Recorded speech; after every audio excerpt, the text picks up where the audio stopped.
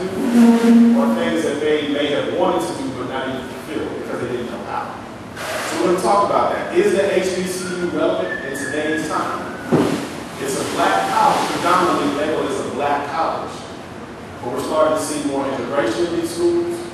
Here in the Dallas, Texas area, we know some funds are being mishandled, so to speak, for lack of better words, and that can affect people actually going to the college level to the next level, in the high school perspective. So our panel tonight is an awesome collection of fantastic people here in the Dallas-Fort Worth area. And I'd like them to just kind of give just a small snapshot about themselves, who they are, and as we move forward in tonight's discussion, the relevance of the HBCU. Working our way right to left, we're going to start off with the man in charge, the man of JTC, Join the Conversation Network, here in the Dallas, Texas area, Mr. Eric T. Wilson Sr. Eric.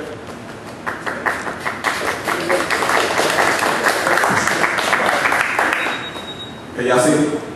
All right. I'm over here for a reason. Yeah, my name is Eric Wilson. I'm the founder and director of the JTC Network, which is a social exchange program promoting unity. It's referred to tonight. It's really, you kind of said something when we was talking, focusing on people, on where they should go.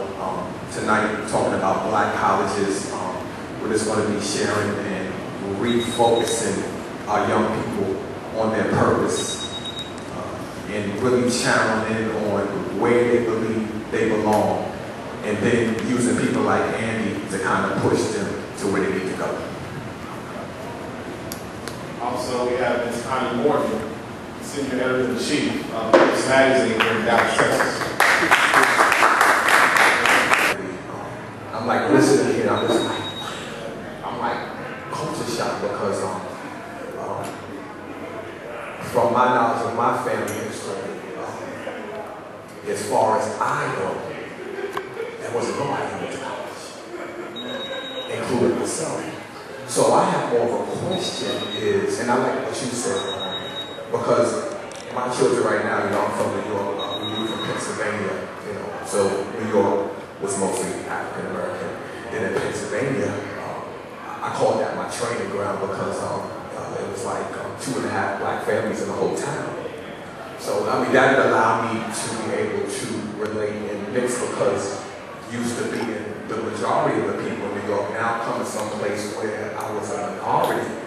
And my wife, being it was a college town, her living there for a while, she was kind of used to it, being in that atmosphere where I was, you know, kind of uncomfortable coming into the room and I'm the only brother. You know, that was kind of, you know, abnormal for me. So my question is more now bringing my kids up, and they're 10-year-olds, twins, and really kind of discovering their gifts and really watching. That's why I like what you were saying. As a parent, you know, I'm really honing in on it, and of course I want them to do more than what I've done. What are, if any, the drawbacks to African American colleges, if there's any? I can answer that. I'm going to touch on that too. Well, okay, here's the thing with that. Because I've been fortunate enough to go to 2 universities. Graduate from Grambling State University, Beach, Grambling State University. And also the University of Missouri.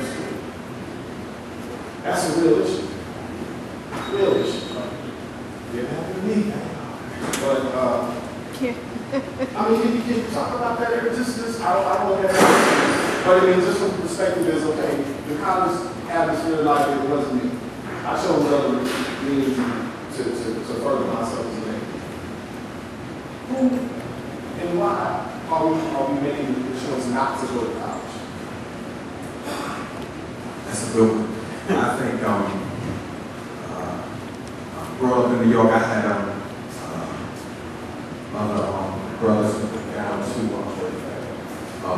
Norfolk State in Virginia. This is back in the 80s, and I remember him saying it was like a high school with all the parties and stuff that was going on. And one of the things I was talking to Nicholas about, I said one of the things that, one of the reasons, I kind of regret it, but I think one of the smart things that I did at that time, by not going to school, I said I didn't want to waste my parents' money because I knew I wasn't ready at that time. And so I think that now my wife, working on a major campus, Slippery Rock University in Pennsylvania, one of the state schools for 21 years, I actually got a chance to kind of experience what was going on at the campus. And a lot of distractions, small town, 2 red lights, predominantly not black, 5 minutes, and I seen how kind of it was set up because the magistrate was like right next to the house, and it was a real small town, and a lot of the parties was going on, and kids getting in trouble real quick, no record, quick, on loud. And so I think from a family standpoint, we really, let me say this for our children, period, but especially in our community, exposed to too much. What I mean by that, sometimes, just depending on who's having children, when they're having children, the parents can be preoccupied with their career and nobody's home with the children. And so I think that the kids not having the right stability in the home, especially as you just described, going to college, and it seems like even for children that relationships, it's almost like if you're not in a relationship as a man, you're not a man. So the pressure, especially going to college, and especially if you're in sports, is great. And I think that for a father as myself, teaching my son that he's more than what's between his legs, even though he's only 10, because growing up without that structure, I learned some things, and to understand that a woman is more than a piece of meat. So I think that going into a college campus, we really have to, it's still a role of faith, but you really have to program our children to focus on why they're going in the first place. And now this is the other thing, now this is tough, but hopefully they connect with some friends that will keep them accountable, with the same mindset, because if you throw one child into a certain situation, now the pressure sometimes will develop the character. Sometimes it's bust the pipe. Yeah. Make it down, it's going to bust the pipe. So it's a give and take thing, but I think that we have to start teaching the youth that, everything is not based on a relationship. And too many times, like you said, the grandparents are raising the babies, the whole structure is out of order, and then for us as men, I know the way I was taught, I didn't have no babies back then, but you're taught that you're the man, that she's pregnant, and you're not taking care of the child. That's what. No, that should not be a reason not to go, but it sure makes it hard. It sure makes it hard. So if we can do some of the preventive maintenance to kind of slow this down, and if the parents would take the time, see, you got a lot of parents still being kids.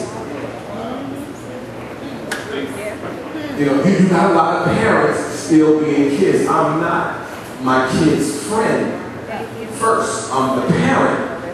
Then I can flow as your friend, as a situation that we're in, whatever's going on. So I think that the focus, because it's like with my children in school, and I told my wife, I said, if the teacher